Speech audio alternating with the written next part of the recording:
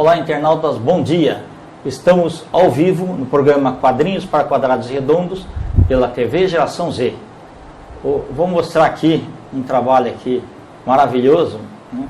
E o autor, Rafael Spaca, ao qual apresento para vocês, vamos bater um bom papo sobre esse trabalho. Rafael, muito obrigado aí pela tua presença aqui. Kendi, obrigado pelo convite. É uma alegria muito grande estar aqui para falar desse trabalho, que é um trabalho que, para mim, tem um valor afetivo, sentimental, ele é muito simbólico, né? É um dos trabalhos que eu mais me orgulhei e me orgulho de ter realizado, né? É um livro infantil, meu primeiro livro infantil, né? Que tem como inspiração uma convivência minha com a minha filha, né, a Manuela. Eu contava essa história para ela, né, e está aqui, virou um livro incrível. Isso é mágico. Tá ótimo. Rafael, você é muito conhecido já na mídia, mas tem alguns internautas que possam ainda não te conhecer. Poderia falar um pouquinho sobre sua trajetória aí? Sim. Eu sou radialista, né, formado na Universidade Metodista de São Paulo. Já trabalhei com rádio, com televisão, com produção cultural, né? E hoje eu me dedico à escrita e à pesquisa, né? Principalmente a pesquisa cinematográfica. Já lancei, com esse livro aqui, são 4 livros, né? 3 foram a respeito de cinema, um que é a compilação de entrevistas que eu fiz no meu blog, Os Curtos Filmes, que já está no ar há 7 anos ininterruptos.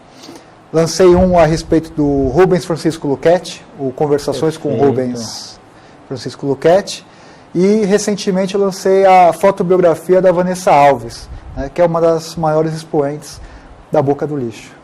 Perfeito. Rafael, em que momento que você percebeu que você deveria trilhar esse caminho aí voltado às artes? Olha, é uma coisa que eu sempre gostei, assim, desde quando eu era pequeno.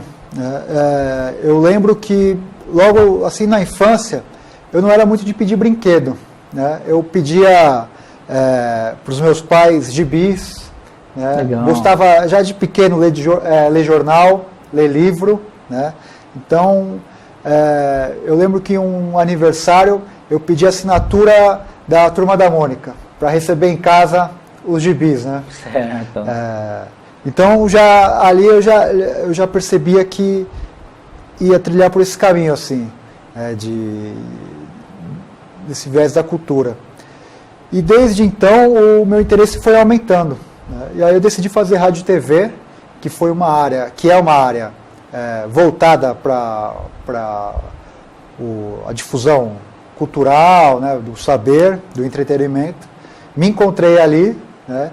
E essa área começou a me levar para várias outras áreas, né? Então eu trabalhei com rádio, né, com televisão, já escrevi em jornal, já escrevi em revista, trabalhei com produção cultural e agora estou me dedicando à escrita, né? Eu acho que todas essas áreas elas levam para o mesmo caminho, né? Que é a produção do conhecimento, né? A produção de conteúdo. Perfeito. Então foi uma coisa que eu realmente me encontrei e acho que hoje eu não saberia fazer outra coisa senão isso que eu faço hoje. Rafael, uma coisa interessante, o pessoal que termina a faculdade e começa a trilhar, normalmente pega coisas contemporâneas. Pega assim, por exemplo, os filmes do momento, aquelas produções de Hollywood, né, e tudo mais, os grandes blockbusters. E você foi uma área de pesquisa que inclusive foi fundo aí no cinema nacional. Como que foi isso? Eu sempre me interessei pela história, é engraçado isso, assim, eu sou saudosista de uma época que eu não vivi. Não viveu, eu sempre me interessei pela história, né? E principalmente a história daqueles que ficaram ou ficam à margem, né? Então, tem muito livro sobre Glauber Rocha, tem muito livro sobre cinema novo, né? Então eu senti a falta de outros conteúdos. E aí eu comecei a pesquisar, né, e tentar entender por que determinadas pessoas, né, ou determinados estudos iam contra certos movimentos cinematográficos, né, ou porque algumas pessoas eram marginalizadas. E eu comecei a me interessar por esse tipo de história, né? Em especial, né, a Boca do Lixo. Eu queria entender por que as pessoas ainda hoje têm tanto preconceito em relação à Boca. E aí eu comecei a estudar, a entrevistar as pessoas, né, a fazer entrevistas, e ali eu comecei a descobrir um caminho interessante, porque eu comecei a revelar novas histórias, né, dando oportunidade para pessoas que não tinham oportunidade de confrontar determinadas teses, né, ou preceitos em relação ao cinema, né. Isso com a Boca do Lixo. Mas o meu interesse por cinema e pela história, principalmente a mais antiga, né, não a contemporânea, sempre faz parte assim da minha linha de interesse. Assim como a música também, né? Eu gosto muito de ouvir e conhecer grupos e cantores antigos. Ah, né? bacana. Porque eu acho que a construção da sociedade moderna, ela passa muito pelo conhecimento da história, né? Se a gente não Exato. sabe o que é a nossa história, da onde que a gente veio e como a gente veio, a gente não consegue projetar um futuro, né, melhor. Perfeito. Rafael, você trouxe algumas imagens para mostrar para a gente? Trouxe. Então vamos dar uma olhada e você vai explicando aí. Essa é a capa. Eu convidei o Paulo Ito, né, que é um dos expoentes do grafite, para fazer as ilustrações, né? E o Paulo, ele captou muito bem a história, a essência da história, e traduziu assim de forma magnífica todo o roteiro desse livro, né? Essa é a história, né, que é o Pum e o Bumbum, né? Esse conflito né, entre eles dois. E discute um com o outro. Exatamente, né? Um conflito que todo mundo passa, né? Porque às vezes você está querendo soltar um pum e fica com aquele receio, né? Se você não está sozinho, então é uma coisa que todo mundo passa, né? Então eu imaginei esse diálogo interno, né? Entre o pum e o bumbum, né? Como que esse conflito... Até que ponto não tem que ceder ou não, né? Exato, para não passar constrangimento. Legal. E aí ele saindo, e aquela vergonha, porque não foi nada agradável. Aí continua o diálogo ainda. Exatamente. Legal. E é engraçado que algumas pessoas já demonstraram interesse para ou adaptar para o cinema, né, fazer uma animação. Acho que seria incrível fazer uma animação com essa história, e até mesmo uma peça infantil. Então é uma coisa que eu estou torcendo muito para que aconteça assim e tenha outros desdobramentos desse livro aqui. Legal. E saiu então um papo seu com a Manuela, então? Isso, a Manuela, né, a minha filha, ela gosta muito de ouvir histórias clássicas, né? Então, Cinderela, Rapunzel, essas histórias todas. Ok. E ela se enfezou um dia, né, cansado também de sempre ouvir essas histórias antes de dormir, ela falou, inventa uma aí. E aí eu tive que inventar uma na hora, assim, né? E foi o que me veio à cabeça. E ela gostou dessa história e pedia para eu repetir isso nas noites posteriores. Eu comecei a contar, né, e a afinar essa história, né, deixar ela mais bem acabada. E aí eu falei, como a Manuela se interessou por isso, né, ela tinha à época 2, 3, 4 anos, falei, outras crianças também devem se interessar por essa história, né. Até que passou um tempo, eu resolvi escrever, né, falei, já que ela se interessou... Sem ilustração, só só o roteiro. Tá. Né? Mas na tua cabeça já ficavam os quadros, né, mais ou menos? Do seu jeitão. Ficava do meu jeito, que é completamente diferente do que o Paulo colocou, né? Eu imaginei esse diálogo internamente, né, dentro do organismo, né? Ele fez... assim, eu acho, inclusive, ele pensou melhor do que eu, assim, né? Tá. E aí, eu falei, já que ela se interessou, isso é um bom parâmetro para saber se outras crianças também irão gostar, né? E tem feito um sucesso assim muito bacana, assim, né? As pessoas que estão tendo acesso ao livro se interessaram, gostaram, se inclusive divertiram. Atrizes também. Né? E ficou muito divertido, né? Inclusive com potencial justamente para ter outros desdobramentos, né? Legal, bacana. A partir daí saíram outras inspirações também, não? Então, e foi engraçado, né, com o sucesso desse, que foi a primeira história que eu criei para a Manuela viu o trabalho também? Já? Viu, ela ficou toda feliz.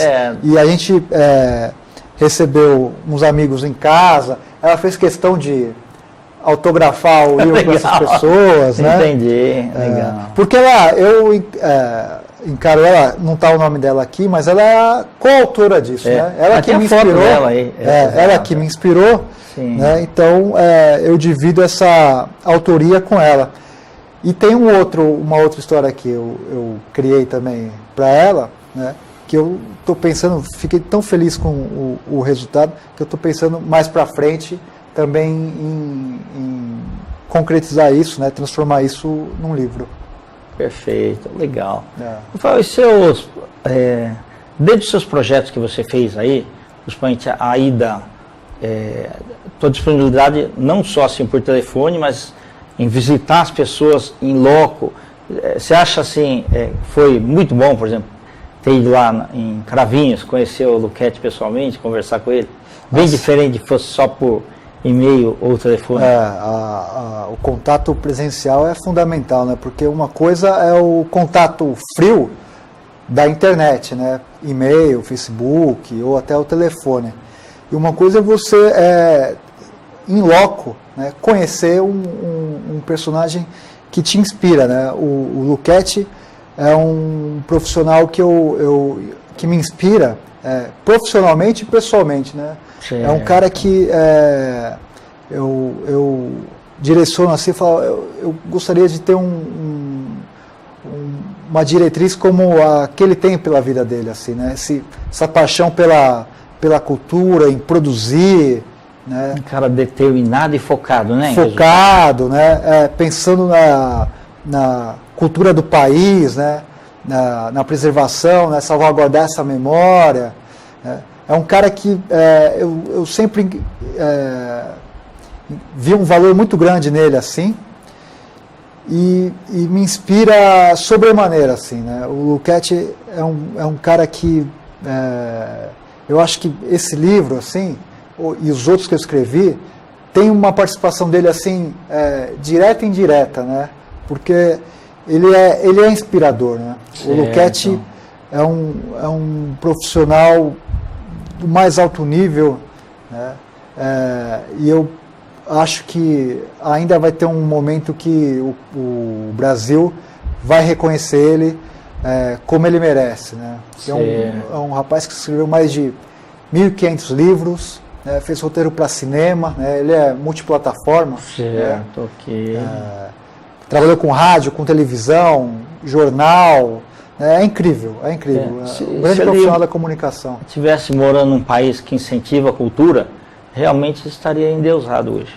Sem dúvida. Teria uma biblioteca com o nome dele, teria rua, teria estátua, né? Teria já ganho o Oscar, né? Outros prêmios, né? Mas é o preço que se paga em morar no Brasil, né? Viver de cultura, né? Aqui no Brasil é uma tarefa inglória, né? É inglória. É verdade. Rafael, e você foi o cabeça, né, de começar aí a série Casa do Cinema Brasileiro, tá? E conversamos e você conseguiu viabilizar aí uma série de artistas, né, e cineastas para essa série da Editora Laços, né? Como que você vê esse trabalho? Olha, até é bom você falar isso, porque esse trabalho só aconteceu graças a você, né? Uma coisa é a gente ter a ideia, né? E a outra coisa é alguém comprar essa ideia, né? Apostar nessa ideia, né? Que foi o seu caso, né? E o reconhecimento está vindo agora, assim, né? São muitos artistas, né? Que tinham os livros, né? Os seus originais na gaveta, né? Poucas editoras tinham interesse em publicar biografias de profissionais tão importantes do cinema brasileiro, né? Em 6 meses da coleção Casa do Cinema Brasileiro, pela editora Laços, nós já conseguimos lançar 6 livros, né? 6 livros, é quase um recorde, né? Um por mês, né? Uma produção altíssima, com uma repercussão muito bacana, e isso tem reverberado na mídia, nos profissionais que trabalham com cultura e com cinema, né? E essa coleção Casa do Cinema Brasileiro, né, só aconteceu porque você bancou, né, sua sensibilidade, né, e isso eu já te agradeci, faço questão de agradecer aqui também, né, por ter apostado nisso. E você pode ter certeza que, além de muitos profissionais do cinema, né, os que foram contemplados pela coleção que lançaram os livros, mas também pelos leitores, te agradecem demais por oportunizar o acesso a histórias que, se não fosse a editora Laços, estariam ainda hoje na gaveta, né, ou até com risco de se perder e jamais ser publicada, né? Então, esse agradecimento eu faço a você, né, e eu acredito que o que eu estou falando aqui é um agradecimento também representando a todos os leitores desses livros, né, porque é uma bibliografia que falta, né, e é muito importante, e isso vai ser muito importante ao longo dos anos, né, vai ajudar muitos pesquisadores, né, e vai ajudar a colocar a história do cinema nacional em seu devido lugar. Maravilha. Rafael, você quer fazer o sorteio aí? Isso, eu trouxe esse exemplar aqui. O seu programa é muito assistido, né? São milhares de pessoas que acessam. Então, eu não sei como que seria o sorteio. Eu vou te dar, então, ao vivo, e-mail, tvgz.com.br. Legal. Então, os internautas que mandarem, depois a gente faz um sorteio e encaminha, então. Legal, então isso aqui fica para o seu público, né? E espero que gostem do livro, assim como eu gostei. Rafael, nós somos nos instantes finais. Você quer deixar algum recado aí para os internautas? O recado é agradecer, né, pela presença no programa, né, incentivar as pessoas a ler, principalmente, né, porque você só consegue escrever, né, você só se torna um bom escritor a partir do momento que você se torna um bom leitor, né? É verdade. Jornal, revista, livro, né? Então fica o meu incentivo para todas as pessoas, né, para lerem, para estudarem, né, porque só a leitura vai permitir que você consiga sair do lugar. Tá ótimo. Muito obrigado pela tua presença aqui. Obrigado, é uma honra estar aqui. Internautas, nós vamos agora para um rápido intervalo e voltamos com Quadrinhos para Quadrados Redondos. Até já.